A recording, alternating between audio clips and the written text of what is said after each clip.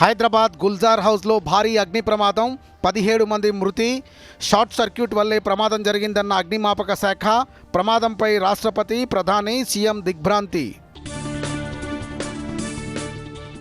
అగ్ని ప్రమాద మృతులకు ఒక్కొక్క కుటుంబానికి 5 లక్షల ఎక్స్గ్రేషియా ప్రకటించిన రాష్ట్ర ప్రభుత్వం. గాయపడిన వారిని పరామర్శించిన మంత్రులు భట్టి, దామోదర, పొన్నం. ఘటనపై సమగ్ర విచారణ జరిపిస్తామన్న deputy CM. One nation one ఎలక్షన్పై హైదరాబాద్లో అవగాహన సదస్సు. దేశవ్యాప్తంగా ఒకేసారి ఎన్నికలు నిర్వహించడాన్ని ప్రజా ఉద్యమంగా చేపట్టాలన్న కేంద్ర మంత్రి కిషన్ రెడ్డి. రానున్న 2 రోజులు మోస్తరు నుంచి భారీ వర్షాలు కురిసే అవకాశం ఉందన్న వాతావరణ శాఖ. హైదరాబాద్లో చల్లబడ్డ వాతావరణం, పలు చోట్ల వర్షం. కాసేపట్లో ఢిల్లీతో తలపడనున్న Gujarat Titans. Play off berth లక్ష్యంగా బరిలోకి దిగుతున్న గిల్ సేన.